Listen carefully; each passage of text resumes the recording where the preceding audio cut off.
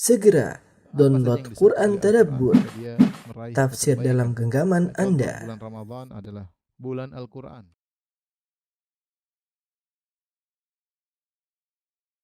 Bismillahirrahmanirrahim. Assalamualaikum warahmatullahi wabarakatuh. Alhamdulillahi ala ihsani wa syukru lahu ala taufiqih wa amtinani. Asyhadu an la ilaha illallah wahdahu la syarika lahu ta'ziman li sya'nih. Wa asyhadu anna Muhammadan abduhu wa rasuluhu da'ila ridwani. Allahumma salli alaihi wa ala alihi wa ashabihi wa ikhwani. Ikhwan dan akhwat yang dirahmati Allah Subhanahu wa taala, para jamaah Masjid As-Sunnah Bintaro yang dirahmati oleh Allah Subhanahu wa taala. Kita melanjutkan bahasan kita tentang al-firaq. Pada pertemuan lalu telah kita bahas tentang al-kullabiyah, ya. Telah kita bahas bahwasanya al-kullabiyah membantah Mu'tazilah, namun terjebak dengan syubhat, ya, dalil a'rad, ya, bahwasanya tidak ada sesuatu yang baru bagi Allah menurut mereka, sehingga semua sifat-sifat ikhtiyariyah, sifat-sifat Allah Subhanahu wa taala, ya, seperti rahmat, seperti marah, kemudian ridha, ya, kemudian juga sifatul kalam, ya, semuanya ditolak, ya, tidak sesuai dengan akidah Ahlussunnah wal Jamaah. Tapi mereka menyatakan bahwasanya sifat-sifat tersebut ditakwil kepada sifat zatiyah, ya. Dan Ibnu Kullab, ya, diikuti oleh beberapa orang, ya, di antaranya oleh Abul Hasan Al-Asy'ari, ya, Abul Hasan Al-Asy'ari rahimahullahu taala, ya, yang kepada beliau lah Abul Hasan Al-Asy'ari rahimahullahu taala dinisbahkan kelompok Al-Asy'ariyah atau Asy'ariyah, yang mereka menisbahkan diri mereka kepada Abul Hasan Al-Asy'ari rahimahullahu taala. Tapi kita singgung tentang Abul Hasan Al-Asy'ari, kemudian tentang pengikut-pengikutnya secara singkat insyaallah taala, ya. Baru nanti kita akan bahas tentang akidahnya di penghujung, terutama akidah Asy'ariyah mutaakhirin yang ada di zaman sekarang, yang tersebar di penjuru dunia, di antaranya di tanah air kita, saudara-saudara kita di Indonesia, yang banyak di antara mereka memperjuangkan akidah Asy'ariyah mutaakhirin, ya. Baik. Abul Hasan Al-Asy'ari, ya,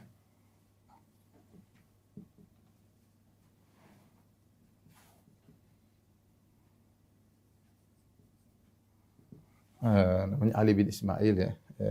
Beliau lahir, ya, 200 mana penghapusnya?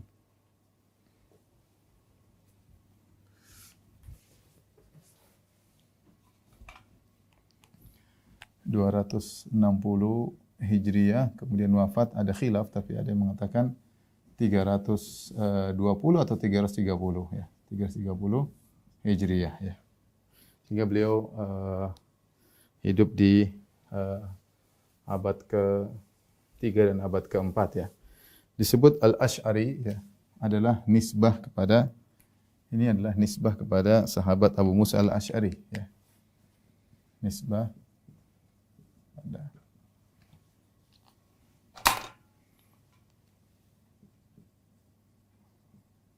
Abu Musa Al-Asy'ari.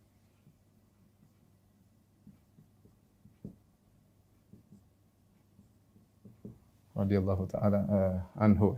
Adapun kehidupan beliau, ya, beliau wallahu alam memiliki ayah yang di atas sunnah, oleh karenanya disebutkan ayah beliau, ya, Ismail, ketika akan meninggal dunia berwasiat kepada Abu Hasan Al-Asy'ari untuk belajar kepada Zakaria As-Sijzi, ya, atau Zakaria As-Saji, ya, Zakaria As-Saji, yang dia adalah bermadhab Ahlul Hadis, ya, bermadhab Ahlus Sunnah wal Jamaah.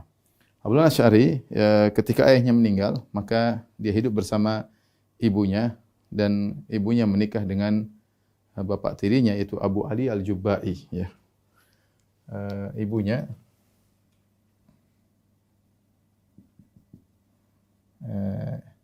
Ibunya menikah dengan tokoh Mu'tazilah namanya Abu Ali Al-Jubba'i. Maka Abul Hasan pun belajar Mu'tazilah, ini tokoh Mu'tazilah ya. Tokoh besar Mu'tazilah. Sehingga beliau pun belajar Mu'tazilah kepada bapak tirinya. Maka beliau belajar Mu'tazilah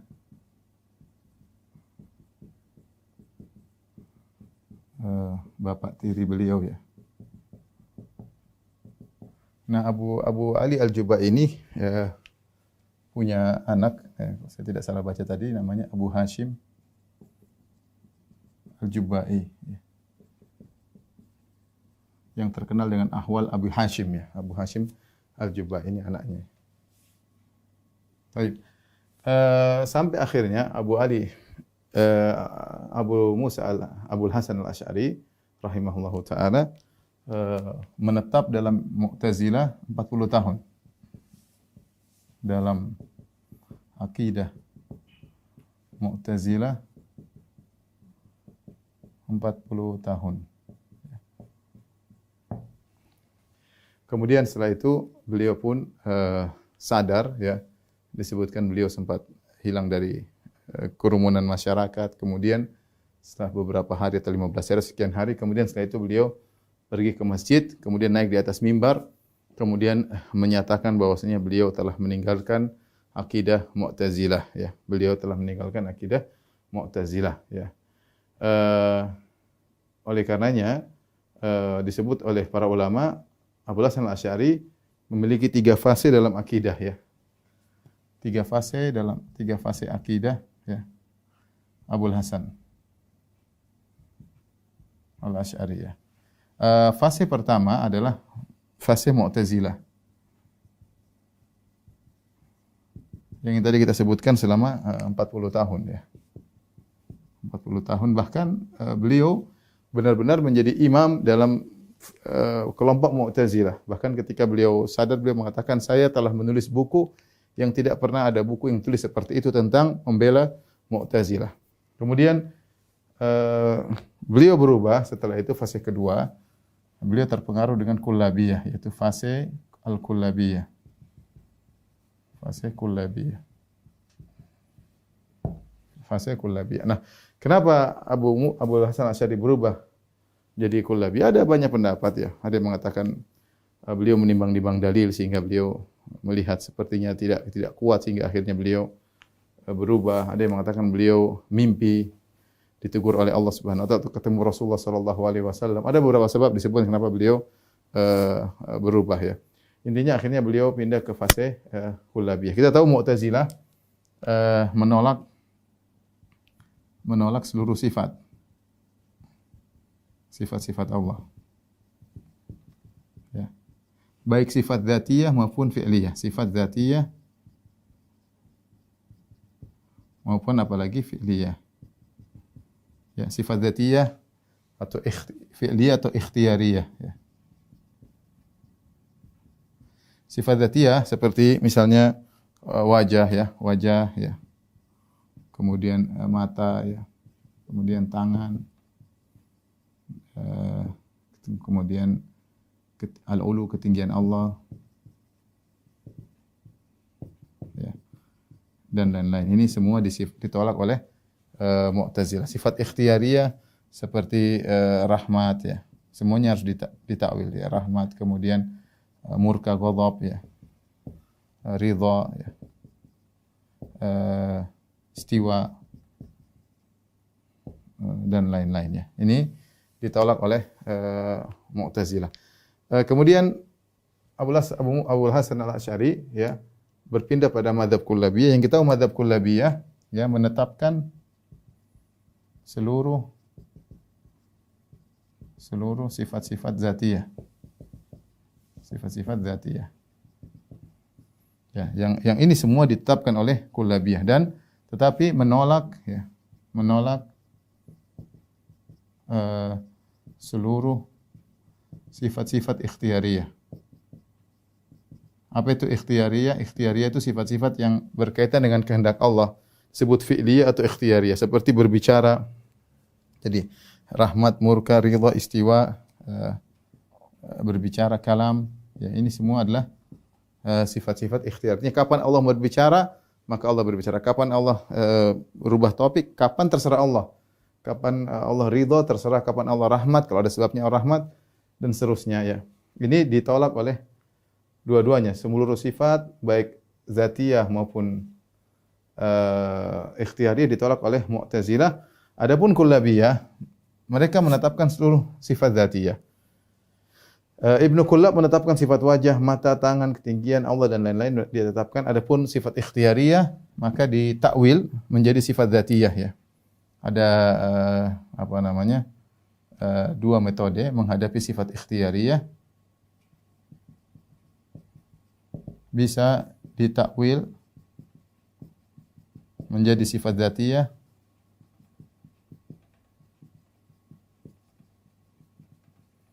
atau fi'il diartikan maf'ul. Ya, jadi perbuatan Allah diartikan dengan objek ya.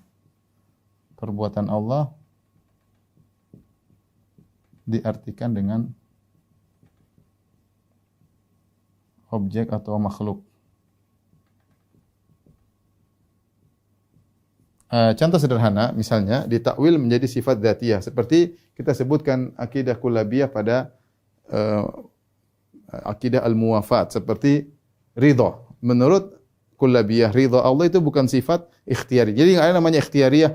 Kalau berkehendak Allah lakukan, jika tidak maka tidak, itu enggak ada dalam kamusnya kullabiyah. Jadi sifat ridha ini ditafsirkan dengan sifat dzatiyah. Artinya Allah ridha kepada seseorang sejak zaman azali.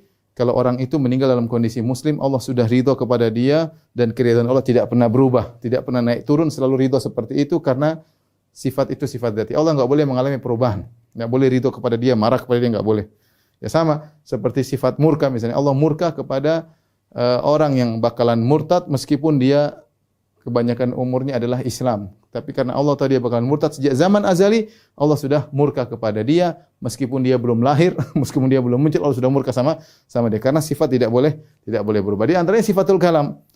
Firman Allah kan adalah sifat ikhtiyariyah. Kapan Allah berkehendak, Allah bicara dengan Nabi Musa, Allah bicara dengan Nabi Muhammad SAW, Allah bicara dengan Jibril, beda-beda topiknya beda-beda. Allah bicara dengan menurunkan Taurat, Injil, beda-beda ya. Kata mereka tidak, firman Allah adalah kalamun nafsi, bahasa jiwa yang tidak pernah berubah. Dari dulu itu saja, tidak ada hurufnya, tidak ada suaranya, tapi merupakan satu kesatuan yang tidak boleh mengalami perubahan.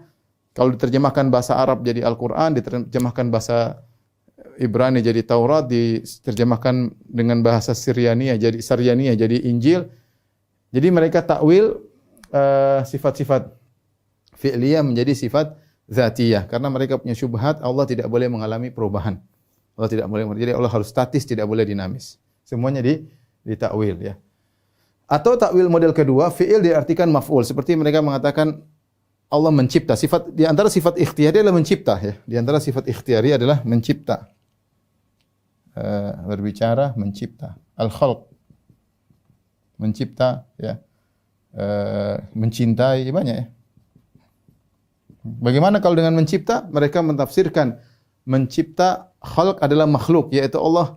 Kalau dikatakan Allah mencipta, bukan Allah membuat penciptaan, tapi muncullah makhluk. Jadi al-khalq maknanya adalah makhluk. Ini di antara tafsiran mereka karena kalau menciptakan sesuai dengan kehendak, mereka mengatakan tidak ada perubahan. Tidak boleh ada namanya tadinya Allah mencipta ini kapan waktunya, Allah ingin mencipta ini pada waktu, kata mereka enggak bisa. Karena ini ada perubahan pada Allah, Allah harus statis. Nah, terus bagaimana kalau ada penciptaan? Ada makhluk. 1000 tahun lalu kita enggak ada, sekarang sudah ada. Ya, Allah mencipta maksudnya Allah memunculkan adanya makhluk tanpa ada penciptaan. Ya, begitulah akidah mereka. Allah memunculkan makhluk tanpa ada penciptaan. Karena kalau ada penciptaan dalam zat Allah baru terjadi, ini tidak boleh pada Allah karena mereka bilang Allah harus statis, tidak boleh dinamis. Ini sudah kita singgung pada pertemuan lalu. Nah, inilah mazhab kullabiyah. Nah, apakah Abul Hasan berpindah pada fase ketiga, fase Ahlus Sunnah?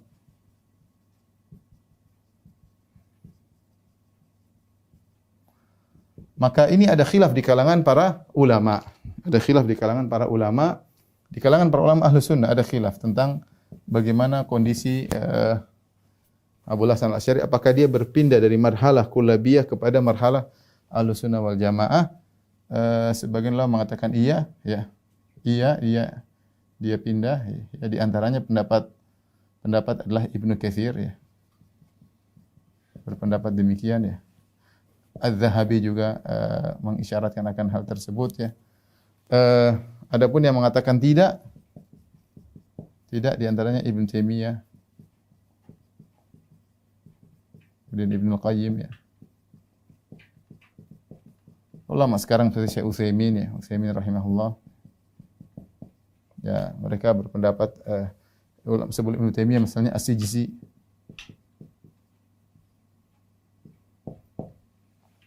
dalam kitabnya Arad ala man ankara al-harf as-saut, ya. Ada khilaf di kalangan para ulama Ahlus Sunnah tentang bagaimana kondisi Abu Hasan Asy'ari. Apakah dia berpindah kepada marhalah ketiga? Kenapa ada khilaf? Karena ada buku-bukunya yang menunjukkan dia seperti berakidah dengan akidah Ahlus Sunnah. Di antara buku-buku terakhir yang dimiliki oleh Abu Hasan Asy'ari seperti kitab Al-Ibanah an Usulid Diyanah, ya. Ada kitab Al-Luma, ya. Ada kitab Maqalatul Islamin wa Ikhtilafil Musallin. Kemudian ada kitab Risalah ila Ahli Saghar. Risalah ila Ahli Saghar.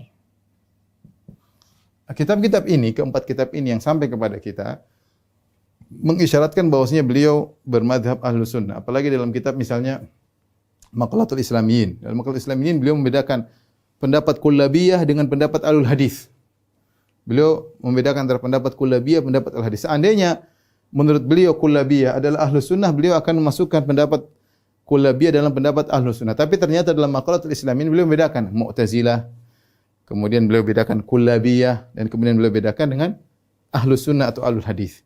Sehingga seakan beliau membedakan antara kullabiyah dengan alul hadis. Ya, ini menjadikan sebagian ulama berpendapat bahwasanya beliau telah berubah menuju Ahlus Sunnah. Kemudian juga dalam kitabnya Al-Ibanah an Usulid Diyanah dia mengatakan saya berpendapat dengan pendapat Al-Imam Ahmad bin Hanbal, dan kitab Imam Ahmad bin Hanbal bermadzhab Ahlus Sunnah wal Jamaah, ya. Kemudian dalam kitabnya juga Al-Ibanah, ya. Jadi dalam Ibanah juga beliau membantah Mu'tazilah yang mengatakan bahwasanya Allah menciptakan Al-Quran itu Allah ciptakan suara di udara atau suara di pohon didengar oleh Nabi Musa. Dibantah oleh Abu Hasan Al-Asy'ari mengatakan bahwasanya itu firman-firman Allah. Allah tidak pernah menciptakan suara didengar oleh Nabi Musa alaihissalam. Tapi suara adalah firman Al-Quran adalah firman Allah, bukan suara yang Allah ciptakan. Sehingga seakan-akan mengisyaratkan bahwasanya Abu Hasan Al-Asy'ari telah kembali kepada Ahlus Sunnah. Jadi saya sebutkan apa dalil-dalilnya. Di antara dalilnya beliau ikrar mengikuti mazhab Imam Ahmad. Ini dalam kitabnya dalam kitab beliau Al-Ibanah. Kemudian di antaranya beliau membedakan antara akidah kullabiyah dengan akidah Ahlul Hadis.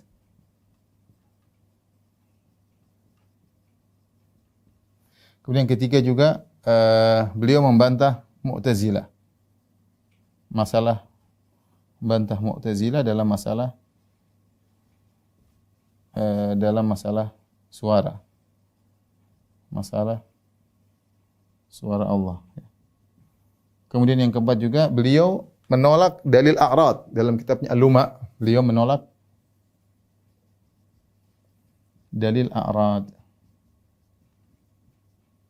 Ini kira-kira 4 pendalilan yang dilihat oleh sebagian ulama seperti Ibnu Katsir dan juga lainnya. Bahwasanya nampak sekali bahwasanya Abu Hasan Al-Asy'ari sampai pada marhalah ketiga, marhalah Ahlus Sunnah wal Jamaah. Karena beliau berikrar mengikuti pendapat Imam Ahmad. Kemudian beliau tadi membedakan antara mazhab kullabiyah dengan Ahlus Sunnah. Kemudian beliau membantah Mu'tazilah masalah suara.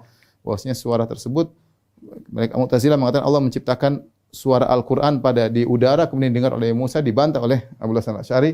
Yang terakhir dia menolak dalil a'rad. Menolak dalil a'rad dalam kitabnya Al-Luma' ya.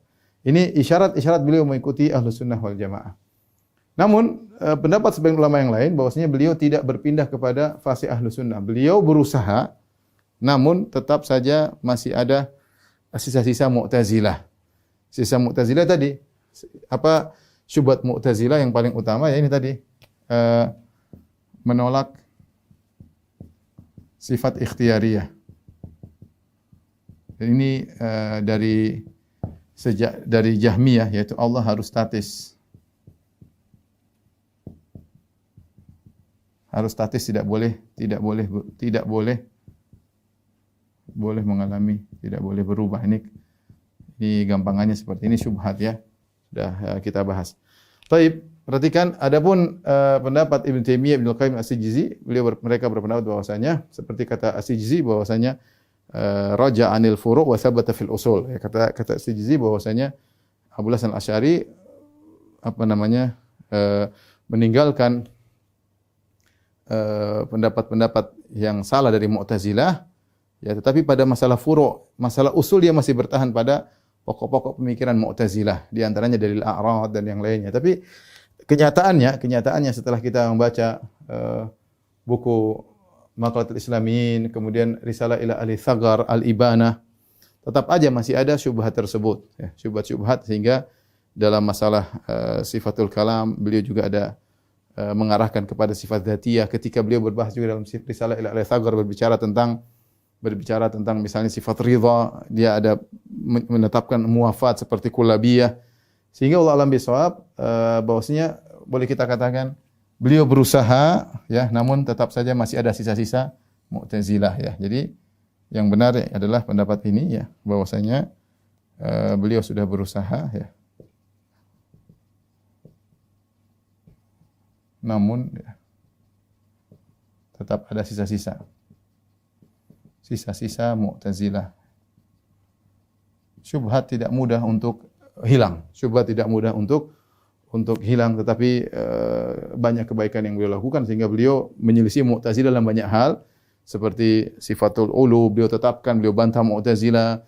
Kemudian misalnya dalam Maqalatul Islamin, kemudian ru'yah, beliau menetapkan Allah bisa dilihat, Mu'tazilah bilang tidak bisa, beliau bantah. Kemudian belum lagi sifat-sifat dzatiyah, beliau mengatakan Allah punya wajah, Allah punya dua mata. Ini Abu Hasan Al-Asy'ari. Allah punya wajah, Allah punya dua mata, Allah punya dua tangan ya. Beliau sebutkan sifat-sifat tersebut dan beliau membantah Mu'tazilah. Kemudian masalah istiwa, beliau tetapkan juga kata beliau yang mengatakan istiwa di atas arsy maksudnya menguasai, maka itu akidah Mu'tazilah, beliau bantah. Beliau mengatakan tidak boleh ditakwil dengan istiwa dimaknakan istaula. Tapi intinya tetap saja masih ada hal-hal masalah sifat ikhtiyariyah beliau tolak, dan beliau juga dalam sebagian buku berpendapat dengan al-muwafat seperti kullabiyah. Jadi wallahu alam bisawab, beliau sudah berusaha berubah mengikuti manhaj Ahlus Sunnah wal Jamaah, namun akan tetapi masih tersisa-sisa pemikiran kullabiyah dan bahkan pemikiran Mu'tazilah masih tersisa. Syubhatnya Mu'tazilah masih ada pada beliau, menunjukkan bahwasanya seorang kalau sudah terjebak syubhat susah, tidak mudah untuk melepaskan diri daripada syubhat tersebut. Taib, inilah Abu Hasan Al-Asy'ari. Setelah itu kita akan singgung tentang tokoh-tokoh Asy'ariyah setelah Abu Hasan Al-Asy'ari.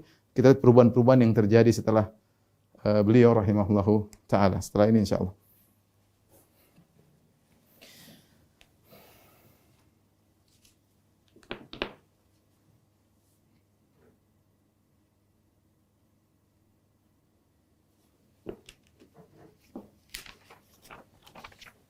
Tapi kita akan sebutkan tokoh-tokoh Asy'ariyah dan perkembangan mazhab.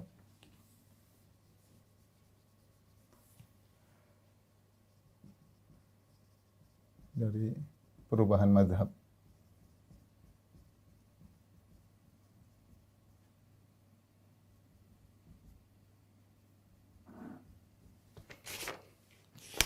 Taib yang pertama, ya, kita mulai tadi dari Abu Hasan Al-Asy'ari, ya. Mungkin kita kasih tabel ya. Yang pertama Abul Hasan Al-Asy'ari.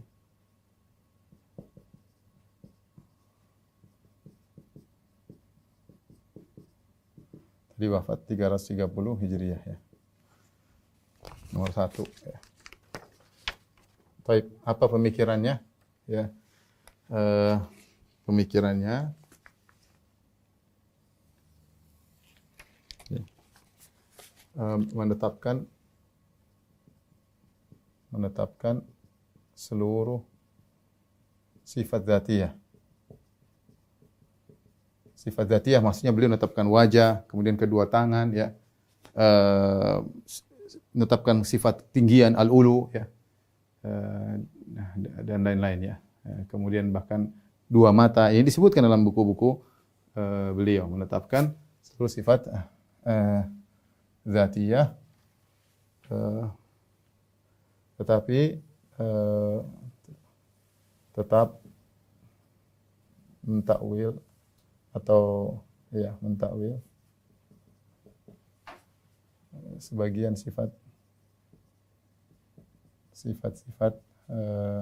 fi'liyah atau ikhtiyariyah.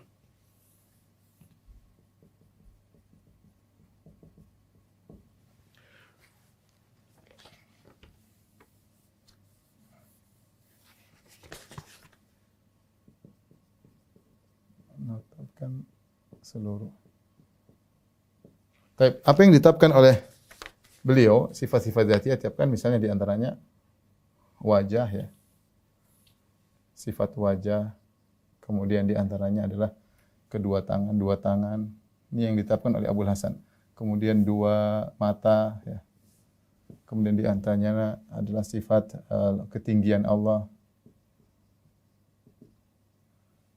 Allah ya, al-ulu ya. Ya dan lain-lain ya.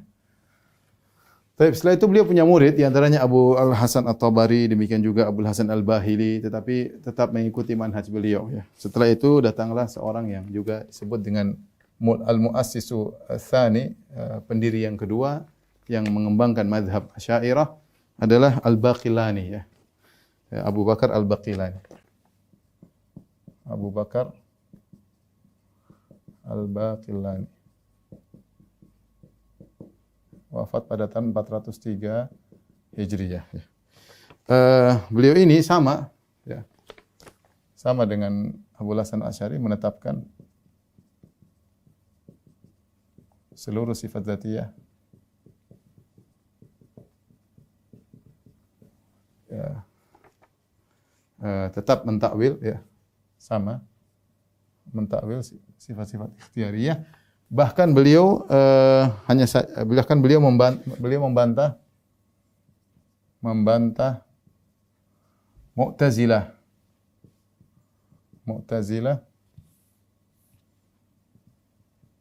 Dalam kitabnya Tamhidul Awail ya bisa dibaca, beliau membantah Mu'tazilah yang mentakwil tangan dengan kudrah atau nikmah ya. Kemudian juga yang mentakwil wajah dengan zat. Kemudian juga yang mentakwil istiwa dengan istila, dengan menguasai. Ini beliau munaqasyah ya, bahkan beliau membantah Mu'tazilah buku beliau. Kalau Anda mengatakan tangan begini maka beliau bantah, jangan ditakwil dengan kudrat atau nikmat, jangan mentakwil wajah dengan zat, jangan mentakwil istiwa dengan menguasai ya. Hanya saja beliau menetapkan dalil a'rad, hanya saja beliau menetapkan dalil a'rad. Dalil a'rad. Ini mungkin kawan-kawan bingung apa itu dalil a'rad. Ini sudah pernah saya bahas panjang lebar. Intinya dalil a'rad ini ingin mengatakan bahwa semua yang mengalami perubahan itulah makhluk. Makanya Allah tidak boleh mengalami perubahan. Kita tidak bisa mengetahui adanya Tuhan kecuali dengan dalil a'rad. Ya, kata mereka, kita lihat alam semesta. Alam semesta ini terdiri atas hewan, kemudian tumbuhan, gunung dan lain-lain, dan ini mengalami perubahan-perubahan. Nah, berarti ciri-ciri makhluk adalah mengalami perubahan. Kalau gitu, yang Tuhan tidak boleh berubah. Yang boleh berubah hanyalah makhluk. Kalau begitu Tuhan harus statis. Inilah akidahnya Aristoteles sama Plato dan Platonis ya. Tapi intinya ini sudah saya bantah pada bahasan tersendiri. Tapi beliau menetapkan dalil a'rad ya. Berbeda dengan Abu Hasan al-Asy'ari yang menolak dalil a'rad. Abu Hasan al-Asy'ari menolak dalil a'rad ya. Kemudian setelah itu datang Ibnu Furak atau Ibnu Furak ya.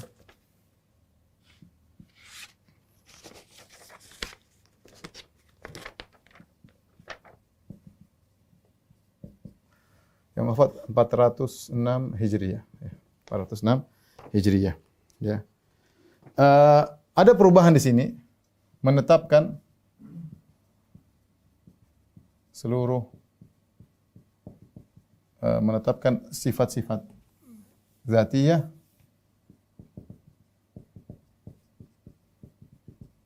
kecuali al-ulu, kecuali ketinggian Allah. Dia tolak. Ini mulai Ibnu Furak mengalami apa namanya? Menolak sifat al-ulu ya. Menolak sifat al-ulu dan dia juga tetap akan tetapi ia membantah Mu'tazilah yang mentakwil istiwa dengan menguasai. Tetap beliau bantah. Tapi beliau mengatakan tidak boleh kita mengatakan Allah tinggi. Bahkan disebutkan dialog antara dia dengan seorang ulama yang lain ketika dia mengatakan satu mengatakan Allah di atas, kata dia kalau kau menetapkan Allah di atas berarti Allah bisa di bawah juga. Kata ulama tersebut, iya kalau saya yang tetapkan Allah di atas mungkin Allah bisa di bawah, tapi Allah yang mengabarkan tentang dirinya dia di atas. Maka terdiamlah Ibnu Furak ya. Ibnu Furak dia punya buku judulnya Mukhtaliful Hadis dan di situ banyak takwil-takwil yang disebutkan oleh Ibnu Furak ya. Kemudian juga menetapkan dalil a'rad.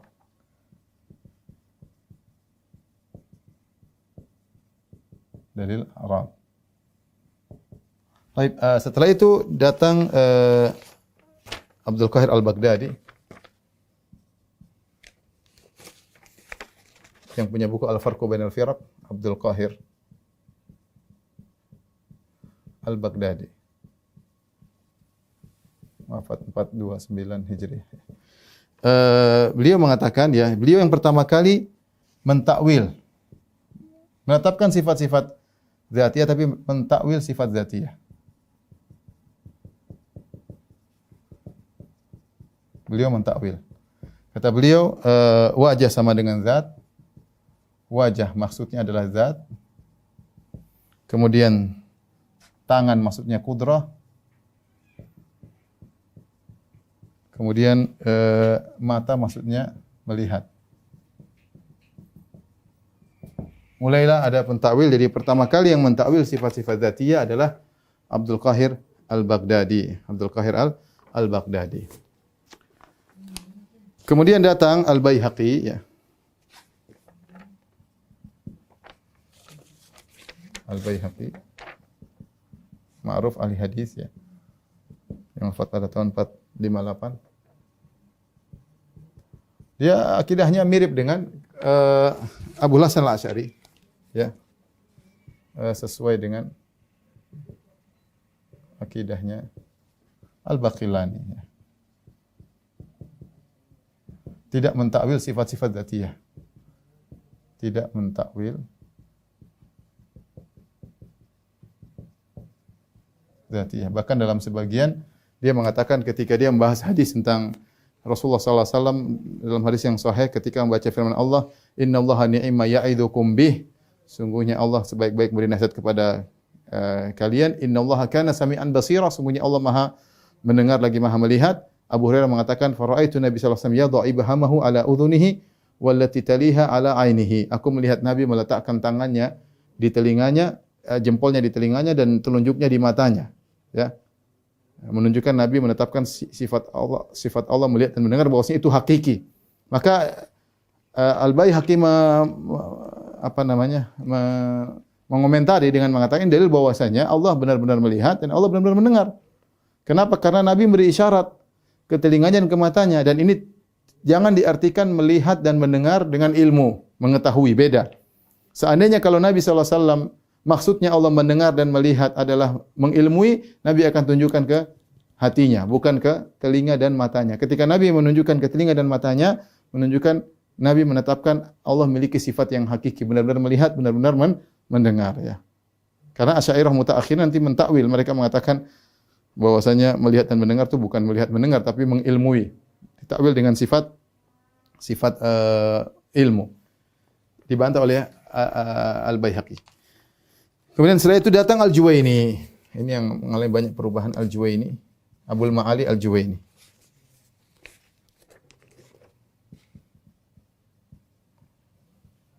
Al-Juwaini.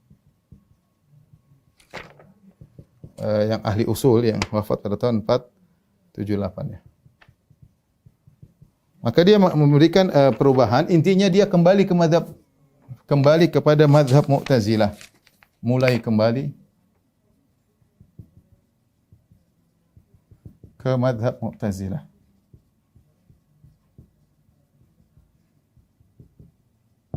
Dalil akan hal tersebut, ya. Beliau mentakwil seluruh sifat dzatiyah. Ya. Dalilnya mentakwil seluruh sifat dzatiyah. Ya, dimulai dari Abdul Qahir Al-Baghdadi, mulai mentakwil tadi wajah dengan zat, tangan dengan qudrah, mata melihat, maka dia juga demikian, dia memperkuat pemahaman Abdul Qahir Al-Baghdadi dengan mentakwil seluruh sifat dzatiyah, ya. Kemudian beliau membenarkan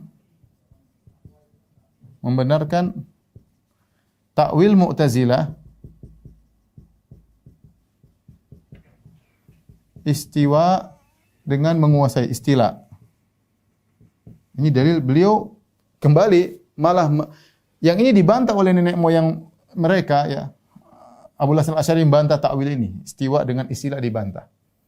Kemudian Al-Baqilani juga membantah. Bahkan Ibnu Furak juga membantah pentakwilan istiwa dengan menguasai. Nah, Abul Ma'ali Al-Juwaini malah menetapkan, dia bilang benar di takwil istiwa dengan istilah. Bahkan dia menyebutkan dalil-dalil untuk mendukung pendapat Mu'tazilah, ya.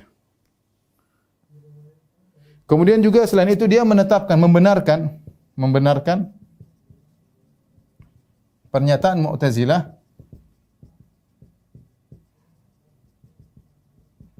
bahwa yang didengar oleh Nabi Musa alaihissalam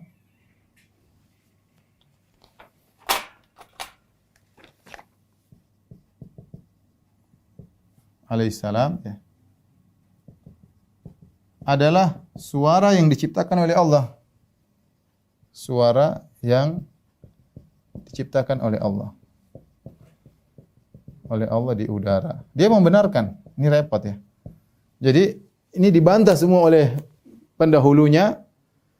Dia malah menetapkan, dia bilang benar bahwasanya suara yang didengar Nabi Musa itu bukan firman Allah, tapi yang suara diciptakan oleh Allah di udara didengar oleh Nabi Musa, ya. Akan tetapi kata dia, di balik itu kami menetapkan nuthbit wara'a dzalik al-kalam nafsi. Tapi kita menetapkan ada kalam nafsi di balik itu, ya. Ya.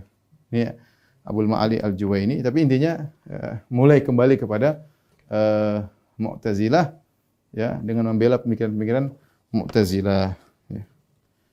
Kemudian yang mungkin setelah itu banyak yang lain, ya, ada Al-Ghazali dan yang lain, tapi yang paling terkenal adalah Ar-Razi.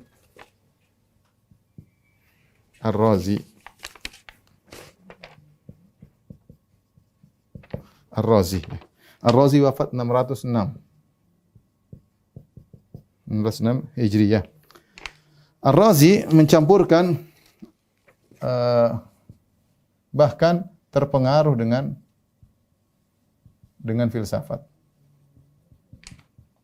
Ya. Makanya Ar-Razi ini pikirnya seperti Jahmiyah. Makanya ketika Ibnu Taimiyah membantah Ar-Razi, ya, dalam kitabnya Bayan Talbisil Jahmiyah. Itu membantah buku Ar-Razi dulunya Asasut Taqdis. Asasut Taqdis tipis ya. Dibantah oleh Ibnu Taimiyah dengan kitabnya Bayan Talbisil Jahmiyah, dicetakkan dulu 2 jilid, sekarang cetak 8 jilid. Ibnu Taimiyah menambahkan Ar-Razi dengan Jahmiyah. Kenapa? Karena ternyata Ar-Razi ini terpengaruh benar dengan filsafat ya. Dia perhatian sama buku-bukunya Ibnu Sina ya. Dengan buku-buku Ibnu Sina,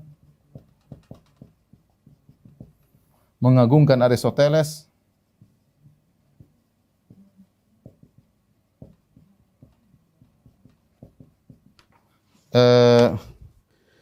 kemudian dia berpendapat dengan Al-Muthul Aflatuniyah ya.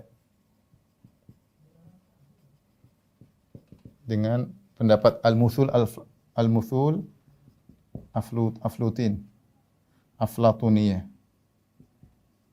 Ini sudah pernah saya bahas apa itu maknanya Muthul Aflatuniyah, artinya pemikiran Plato. Ya, ini sudah saya bahas dalam bahasan masalah falasifah. Mungkin teman-teman kalau mau dengar kembali. Kemudian di antaranya juga beliau berpendapat dengan al-uqul mujarradah.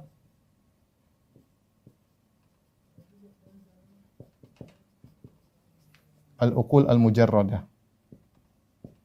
Ini berkaitan dengan penciptaan alam semesta, bahwasanya setelah Allah Subhanahu wa taala akal mujarrad dan macam-macam. Ini semua pemikiran falasifah. Yang paling parah, dia berpendapat bahwa bintang-bintang, planet-planet, bintang-bintang ada ruhnya.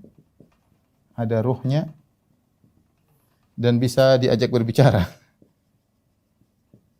Dan punya pengaruh dengan kejadian alam. Punya pengaruh dengan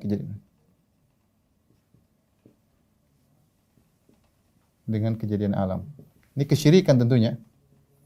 Jadi disebutkan oleh Ibnu Taimiyah, disebut Al-Zahabi, dia punya buku judulnya Al-Mukhatabatun Nujum. Saya nukilkan deh perkataan Al-Zahabi.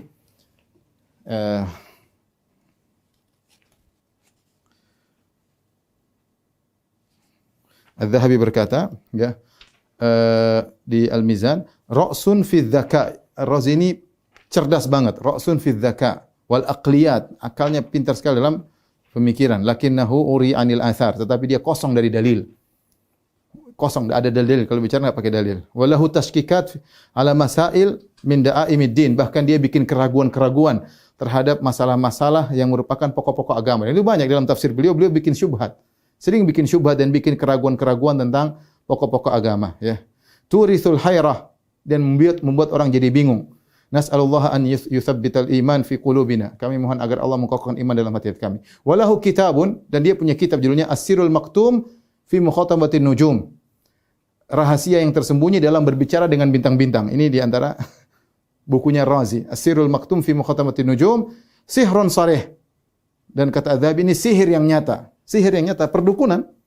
Ya, ini terpengaruh karena orang filsafat mengatakan bahwasanya planet-planet itu memiliki ruh. Dan ini kita jelaskan ketika kita membahas tentang pemikiran Farabi. Ini diambil dari pemikiran siapa? Pemikiran Platonis, yaitu Aflutin, ya, Platonis yang memiliki pemikiran al-faidul ilahi. Ya, di mana akhirnya mengantarkan kepada planet-planet itu punya ruh dan yang lainnya. Dan itu Razi terpengaruh. Razi terpengaruh. Tetapi kata Az-Zahabi, ya, fala'allahu taba min ta'lifihi insyaallah taala. Semoga dia taubat, dan dalil menunjukkan seakan-akan beliau telah bertobat. Tapi maksud saya, ini Ar-Razi, inilah yang kalau boleh saya katakan mengembalikan Asy'ariyah kepada mazhab Jahmiyah. Jahmiyah atau Mu'tazilah sama. Jadi inilah perubahan-perubahan Asy'ariyah yang sekarang yang tersebar adalah kebanyakan pemikiran Razi dan Al-Juwaini yang tersebar di masyarakat. Adanya sifat 7 saja ya, atau sifat 13, sifat 30. Nanti akan kita jelaskan insyaallah pada pertemuan berikutnya. Oleh karenanya sampai As-Sanusi dalam Ummul Barahin juga mengingatkan tidak boleh membaca buku-buku Ar-Razi karena terpengaruh dengan filsafat. Bahkan Ar-Razi dalam kitabnya Asasut Taqdis, ketika dia berbicara tentang sifat ulu, dia tolak sifatul ulu. Padahal dalil begitu banyak. Kemudian dia berkata, "Man arada an yashra' fil ma'arifi al-ilahiyyah falyuhdits atau falyastahdhir li nafsihi fitratan ukhra. Barang siapa yang ingin masuk dalam pembicaraan masalah ilahiyah, ketuhanan, teologi, maka hendaknya dia buat fitrah yang baru, fitrah yang lama dia buang. Kenapa? Karena fitrah manusia Allah di atas. Dan itu dalilnya terlalu banyak. Dia bilang karena dia bantah, dia bilang Allah tidak di atas. Karena ini melazimkan gini, melazimkan gini, melazimkan gini. Akhirnya dia untuk membantah dalil fitrah dia mengatakan kalau Anda ingin berbicara tentang Tuhan, fitrah itu dibuang. Bikin fitrah yang baru. Sebagaimana perkataan Aristoteles. Dia nyebutin perkataan Aristoteles, dinukil dari Aristoteles, bukan dari Nabi, bukan dari Aristoteles ya. Kemudian dia juga punya terkenal dengan Al-Qanunul Kulli, bahwasanya kalau bertentangan antara akal dengan dalil maka akal yang harus didahulukan, yang dibantu oleh Ibnu Taimiyah dalam bukunya Darut Ta'arudil Aql wan Naql, sekitar 9 jilid atau 11 jilid ya. Dan itu adalah pemikiran Ar-Razi. Nah, Asy'ariyah zaman sekarang ya berbeda dengan nenek moyang mereka. Abul Hasan Al-Asy'ari, lihat Abul Hasan Al-Asy'ari menetapkan seluruh wajah. Sekarang Asy'ariyah zaman sekarang enggak ada yang menetapkan wajah, 2 tangan, 2 mata, enggak ada. Semua menolak. Terus Anda bernisbah kepada Abul Hasan Al-Asy'ari sementara Anda menyelisihi pemikiran Abul Hasan Al-Asy'ari. Abul Hasan pemikirannya demikian. Buku-bukunya jelas sampai kepada kita. Ada Al-Ibana, Al-Usuluddin, ada Al-Luma, ada kitab Risalah ila Al-Thaghar, dan ada juga kitab Maqalat Islamiyyin jelas. Nah, Anda Asy'ariyah zaman sekarang terus ikut nenek moyang Anda Abul Hasan Al-Asy'ari tidak seperti itu. Ya. Coba inilah baca kembali buku-bukunya. Baca kembali buku-bukunya. Kemudian juga setelah itu Al-Baqilani juga demikian menetapkan sifat-sifat, bahkan munaqasyah, membantah. Orang-orang yang mentakwil tangan dengan kudrah dia bantah, mentakwil wajah dengan zat dibantah, mentakwil istiwa dengan menguasai al-qahar wal ghalabah dibantah ya. Kemudian berjalan sampai muncullah Al-Juwaini. Al-Juwaini mulai mengembalikan mazhab Asy'ariyah kepada mazhab Mu'tazilah. Kemudian muncul lebih parah Ar-Razi kembalikan Asy'ariyah kepada mazhab Jahmiyah atau mazhab Mu'tazilah. Dan inilah yang tersebar di rata-rata zaman sekarang, terutama di tanah air kita. Al-Asy'ariyah yang Juwaini atau Ar-Razi. Adapun Abul Hasan Al-Asy'ari, Al-Baqilani mereka tidak ikuti ya. Oleh karenanya mereka sangat getol menolak sifat Allah di atas, berarti itu fitrah, karena mereka meyakini kalau mengatakan Allah di atas berarti kufur. Mereka bilang demikian, ini kufur, mengatakan Allah di atas kufur ya. Karena kalau Allah di atas berarti begini, berarti seperti makhluk, berarti ya seperti, padahal ayat begitu banyak menetapkannya ya. Taib. Ikhwan dan akhwat yang rahmatillah subhanahu ini sekitar sejarah tentang mazhab Asy'ari, perkembangannya ya. Dari situ sebagian ulama mengatakan kenapa Syekhul Islam Ibnu Taimiyah rahimahullahu taala getol menjelaskan tentang pemikiran mazhab Asy'ari ya. Kemudian beliau juga bahkan membantah pemikiran misalnya falasifah, padahal di zaman beliau kekuatan falasifah tidak banyak ya. Hanya sedikit. Kemudian beliau juga membantah tasawuf dengan kencang. Beliau bantah dengan tegas, dengan jelas. Karena sebagian ulama berpendapat karena Asy'ariyah di zaman beliau tercampur-campur kemasukan pemikiran falasifah, kemasukan pemikiran tasawuf ya. Seperti itu. Jadi perlu dibantah dari akar-akarnya seluruhnya untuk memurnikan mereka, jangan mereka terpengaruh dengan pemikiran-pemikiran di luar seperti tasawuf dan juga pemikiran-pemikiran falasifah sebagaimana yang dibawa oleh Ar-Razi ya. Baik, ini saja sebagai muqaddimah tentang sejarah berdirinya mazhab Al-Asy'ariyah. Ini hanya kita berputar mengenai masalah sifat. Tentunya mereka punya mazhab juga tentang masalah takdir, masalah iman, tapi tidak kita bahas. Insyaallah kita bahas pada kesempatan yang lain. Baik, demikian saja. Ikhwan dan akhwat yang rahmatillah subhanahu wa ta'ala, kajian kita insyaallah kita lanjutkan pada pertemuan berikutnya. Kurang lebihnya saya mohon maaf. Wabillahi taufiq wal hidayah. Assalamualaikum warahmatullahi wabarakatuh.